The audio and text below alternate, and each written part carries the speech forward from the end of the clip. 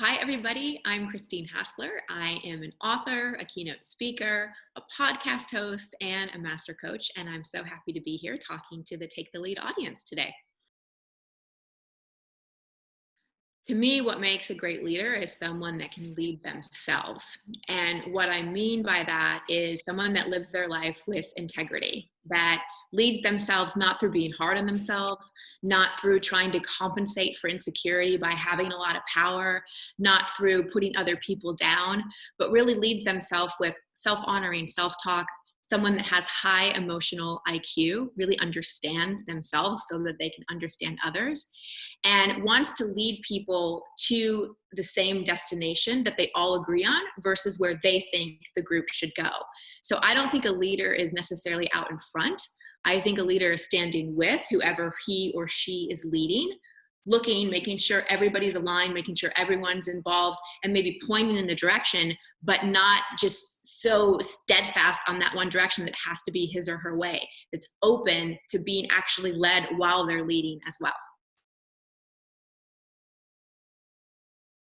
When I'm coaching leaders, the biggest challenges that I see them having to overcome is admitting where they're wrong. It's often very hard for leaders to recognize that maybe they've led people towards a destination that wasn't right, or they led them in a way that really wasn't for the highest good of everybody there. And so leaders have a lot of pride. Leaders often feel very lonely. Leaders often feel like they have so much expectation put upon them. So many people are looking at them to lead that they're have a hard time admitting that they were wrong, not just for their ego, but because they think they're going to disappoint everybody who they have led, and then they're not going to be trustworthy anymore.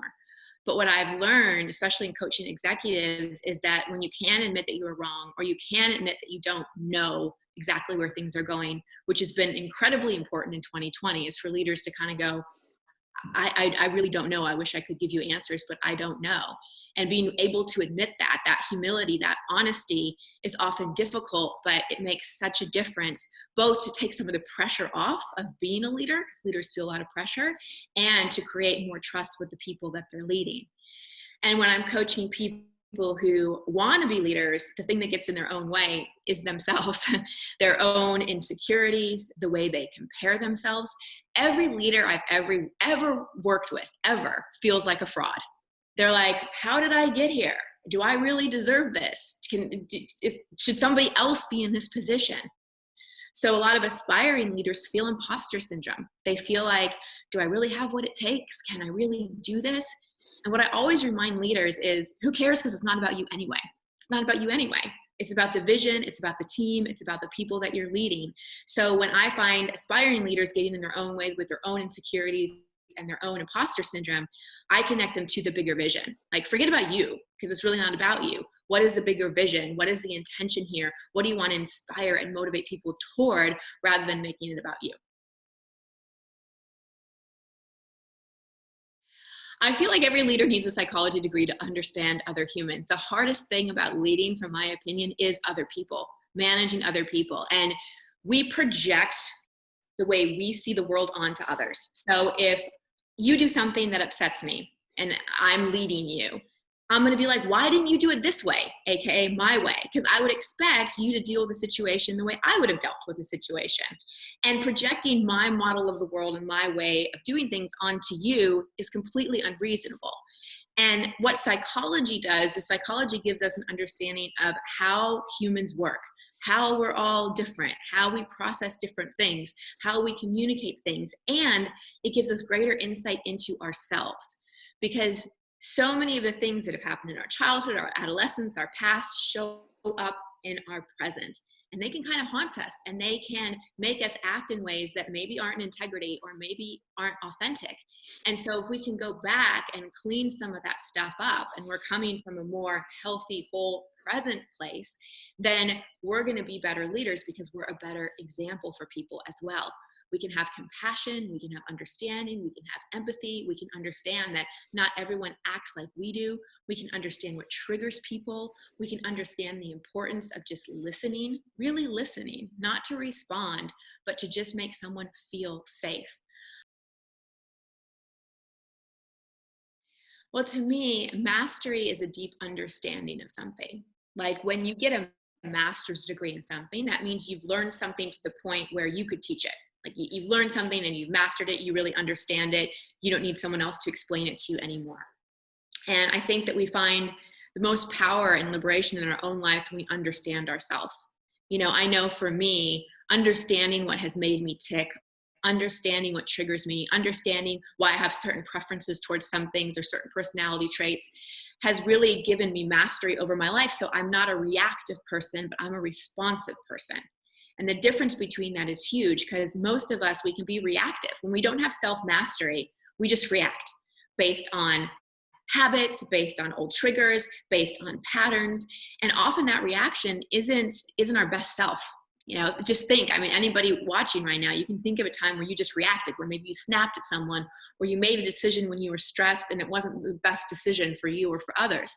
Because in that moment you were reactive, you didn't have self-mastery. When you have self-mastery, you respond. You're able to pause. You're able to go, okay, what's really driving this decision? What's really going on here? How are my emotions impacting how I'm responding to this situation? Am I responding in a way that's moving me toward my future goal? Or am I reacting in a way that's more recycling my past? So that's that personal mastery, really understanding what makes you tick, what triggers you, so that you can be more responsive rather than reactive. Other than like having a coach and having my own personal development tools and studying things, it's the simple daily practices. It's the things that calm my nervous system, that calm my mind, so I can be more responsive and less reactive. You know, when we're in a stressed out state, we're always going to be reactive. It's hard to be responsive when our brain is overstimulated.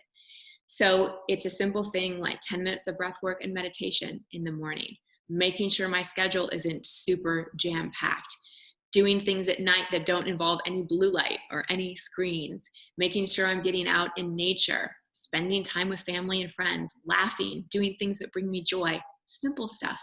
And what I've learned about, one thing about personal mastery is work-life balance and having that balance in your life. And I've learned that life isn't like a pie chart.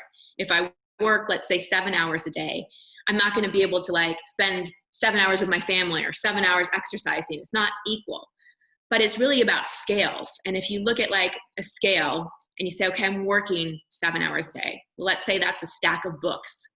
But on this side, maybe reading something that really brings you joy or a meditation or something like that, that could be like an elephant. You know, it could be a lot heavier. It could carry a lot of weight and balance out all those books because you just need one really impactful thing to balance out all the little things you're doing out during the day to give yourself that mastery. I think a lot of people avoid work-life balance and avoid self-care because they think they have no time for it. It's really about finding the things that are like the elephant that don't necessarily take a lot of time, but make a big impact.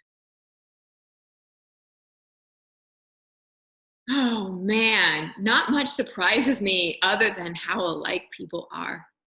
Male, female, old, young, wherever you're from in the world, people are so similar in what we desire most, which is everybody wants to feel seen. Everyone wants to feel like they matter. Everyone wants to feel heard, and everyone wants to feel like they belong and they're connected to something bigger than themselves. And people have different problems and different ways they show up in the world and different preferences and all of that. But really, humanity, we're not that different. I'm going to go a little bit of a psychology route here because the thing that I have seen that's been most impactful, and I've been working with people since 2004, and thousands and tens of thousands of people at this point, is nurturing the relationship between yourself and your inner child. And this is not some woo-woo thing. This is a psychological reality. We all have an inner child, a very tender, emotional, needy part of us. And most adults don't connect with our inner child at all. But we have anxiety, we have self-sabotage, we have irritability, we have a feeling of overwhelm, we have overeating, overdrinking, and the addictions, and all of that is the inner child trying to get our attention. It's like, wait a second, there's a part of me that feels forgotten back here, and I need your attention. And so we have to, as adults, find the healthy voice of our own inner parent. Most of us probably had some issues issues with our parents. Like, our parents didn't get the guidebook on how to be the perfect parent for us. And so we as adults have to be that loving, compassionate, validating, supportive parent and learn how to meet our own needs. Otherwise, we spend our life looking for our job or our partner or someone we work with or something, or money or something outside of us to meet our needs rather than meeting them ourselves. And when we can find that voice of that inner parent that tends to those tender, sensitive, needy parts of us, then, oh my gosh, so much in our life becomes so much easier, because we're not wandering around like a wounded 7-year-old or a pissed off 11-year-old or a rejected 14-year-old. We're actually present, a whole, healthy, complete adult. And that makes us better leaders as well, because when we can lead ourselves with love and compassion and empathy and the ability to meet our own needs rather than outsourcing them, oh my gosh, we can lead other people so much better. But when we can't lead ourselves and meet our own needs, it gets pretty tricky leading other people in an effective way.